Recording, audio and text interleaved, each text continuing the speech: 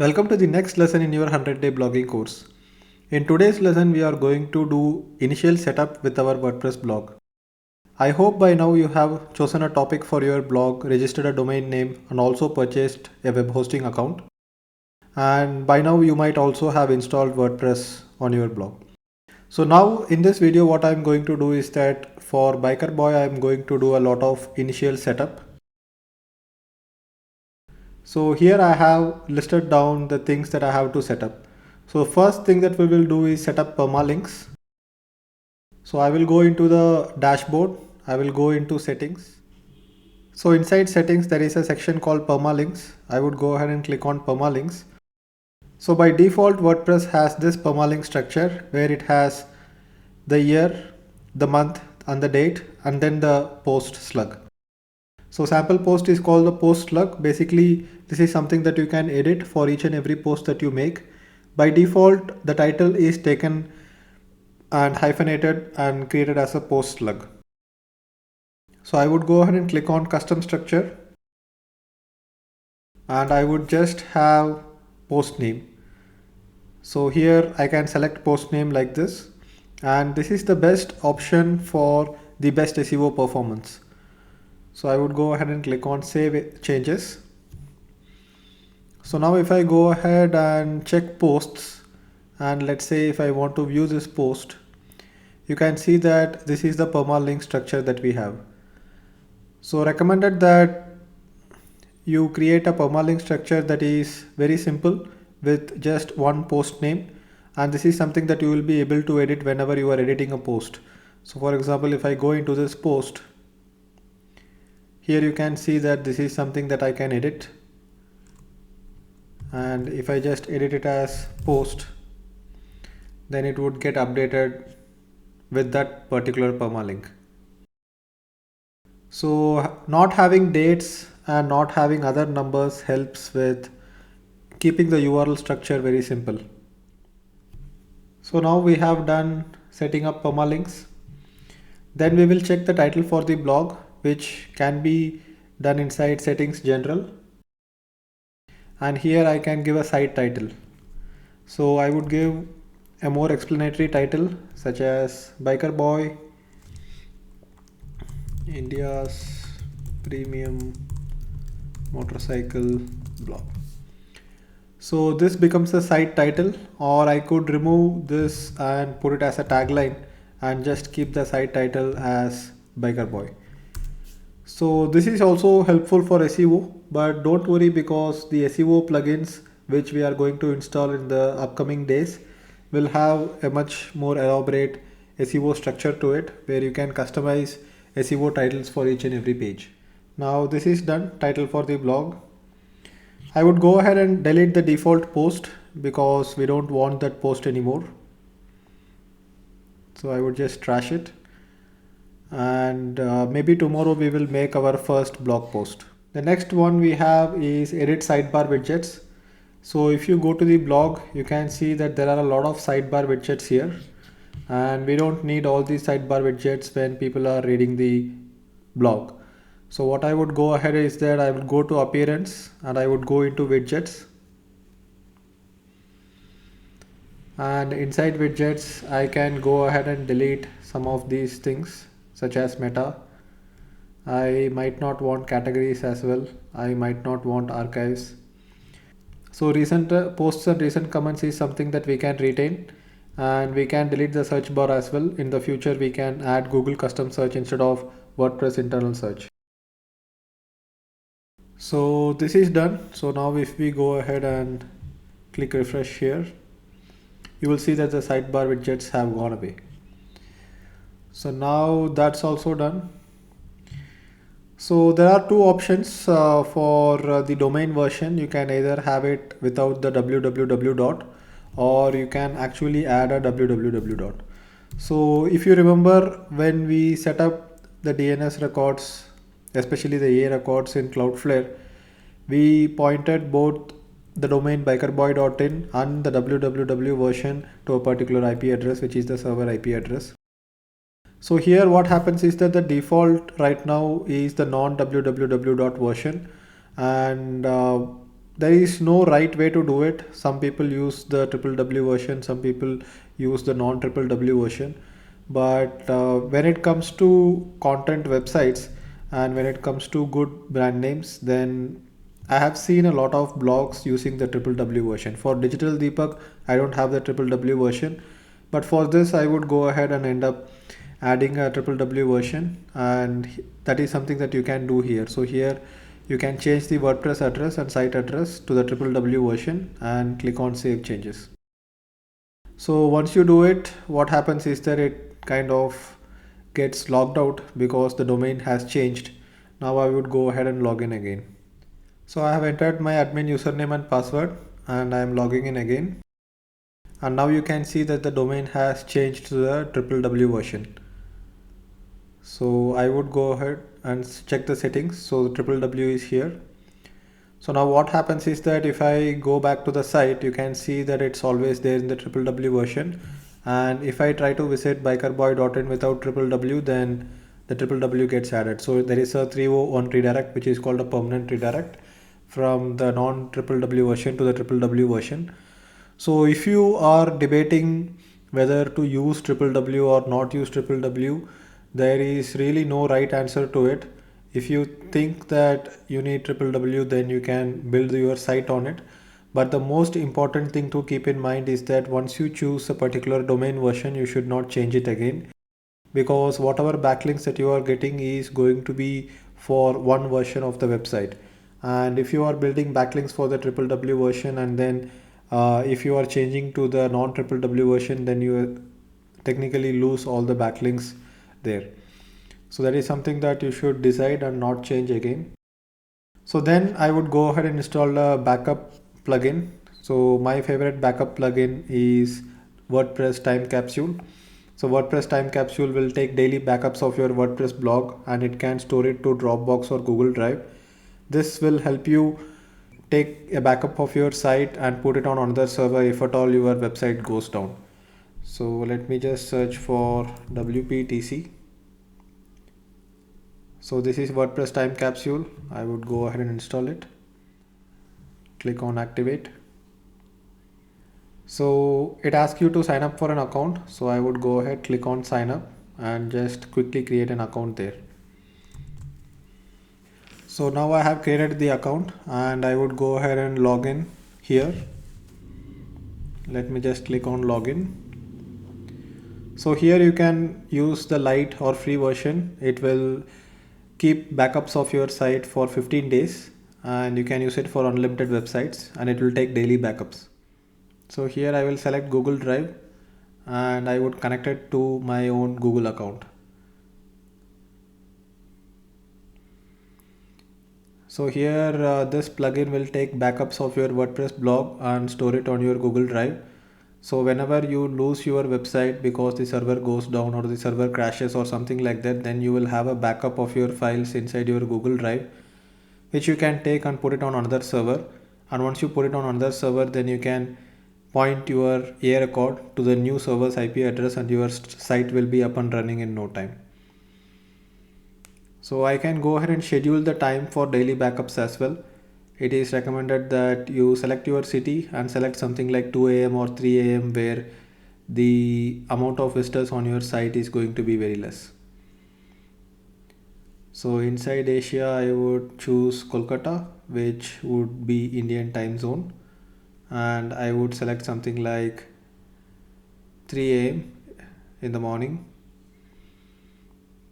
Click on save and continue. So now that we are done with the setup, the first backup is going to take some time. So let it take its own time. Then we will come back and check the status of this plugin maybe tomorrow. So that is done. We have installed WPTC. Next, I would go ahead and install a sitemap plugin. So I would go to plugin and click on add new. So this is my favorite Google sitemap plugin. I would go ahead and use Google XML sitemaps. Click on install. So there is another SEO plugin called Yoast SEO which also provides sitemaps, but I have been using Google XML sitemaps for quite some time and I am pretty comfortable with it. So you can access this plugin inside the settings click on XML sitemaps, and the first sitemap will be generated. So usually sitemap is basically a page which contains links to all the pages in your website.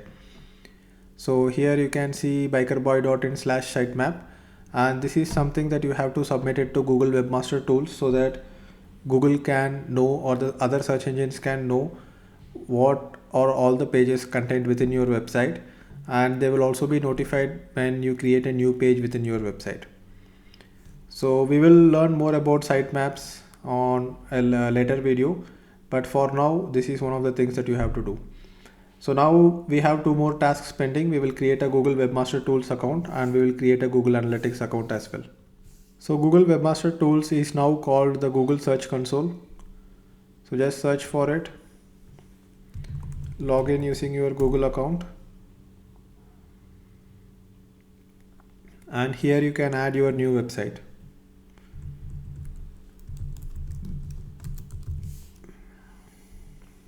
Click on add a property, and then there are many verification methods for verifying your website. One of the easiest methods is to download the HTML file and upload it to your server. So if you are using cPanel, you can use this method, or you can just add a particular meta tag in your header. So this is called the meta tag, and you can add this on your website header. So let's just check if the theme allows us to go ahead and add this particular header file. So some themes will have an area where you can go ahead and add it to your theme itself. Some themes might not have that option. So in most of the themes you will be able to go inside appearance, click on editor, and inside editor, if you can find the header.php file, inside the header.php file you will see some meta tags already added. Here you can go ahead and add this new meta tag and click on update file. If you are not comfortable doing this particular edit, you can also go ahead and upload that HTML verification file which we saw. So going back to the search console, let's see if the site has got verified now. So yes, now it has got verified because the meta tag has been placed in the header file. Now let me click on continue. So now we have created the Google Webmaster Tools account, and we have added the property. If you go back, you will be able to see that the property has been added. So inside the property there are some things that you can do. So here let me check. We have one new message. So here you have to add all the website versions. So basically you go ahead and add the non-www version as well.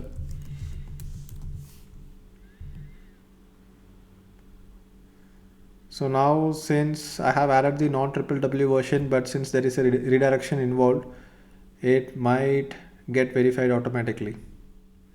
So now the non-www version has also got verified. Now I will go back, click on the www version and go check the message again. So here you can set the preferred version, and you can tell Google what is the version of your website that you want to show. Since we are going with the www version, I will select this and click on save. Let me go back into the messages and check if there is anything else. So it also asks you to select the target country. So here our target country is going to be India.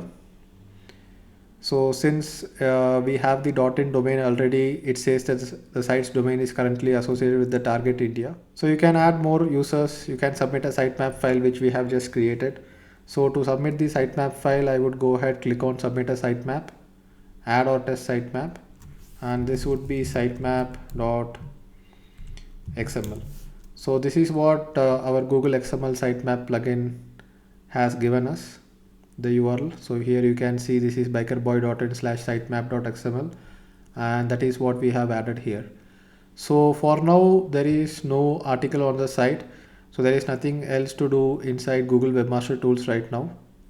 Creating Webmaster Tools account is something that we have done, and one last thing which we have yet to do is create a Google Analytics account. So go to analytics.google.com.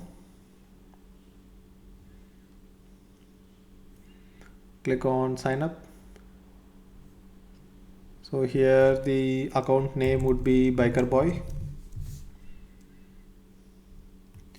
Website name would be www.bikerboy.in, and you can give the same here as well.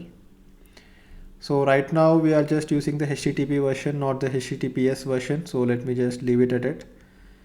So here you can select an industry category. Let me check. So I would select India and I would click on get tracking ID. So here in the agreement terms, many people have said that India is not available here, but it's okay. Just leave it at United States and then go ahead and click on I accept. So here you have got the tracking ID for Google Analytics. So this is the tracking ID. Now we need to add this particular tracking ID on all the pages of our website. So this is the JavaScript code that we have to add on all the pages. So there are Google Analytics plugins as well. So I would go and click on plugins, add new, and search for a Google Analytics plugin. So here it doesn't really matter what plugin you use. You can just go for a plugin which looks good and which has good ratings. So I would just go ahead and install this particular plugin. It has 1 million plus active installs and 4.5 star rating. So if you go inside this, what you can do is that you can authorize this plugin. Click here to get access code. Click on your domain. Allow permission for analytics. Get this particular code. Go back and add the access code here.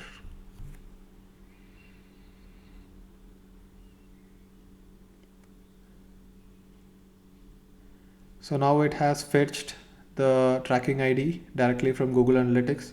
It is the same tracking ID that is here. And you can go ahead and click on save changes. So now we must be able to go ahead and check if the tracking ID has been set properly.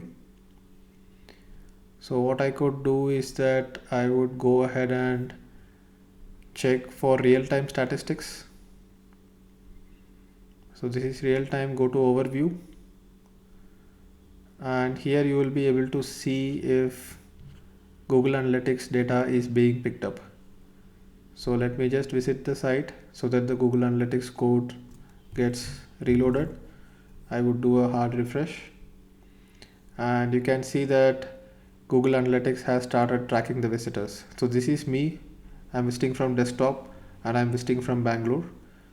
So we will learn more about analytics in the future videos, but for now in this video we just signed up for an analytics account and installed the analytics code on the blog using that plugin. So going back to our tasks, here you can see this task has also been done. So we did all these tasks today and you can see that it did not take us too much time. It took less than 30 minutes for the entire process. So these are the basic things that you need to do once you start setting up a website. So in the future videos, we will see what other things we can do, and we will eventually learn more about webmaster tools, analytics, SEO and things like that.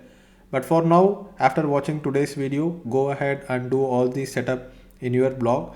And if you have any questions, just leave a comment below this video or you can ask it on the forum. So thank you for watching this video and I will see you in the next video. Bye bye.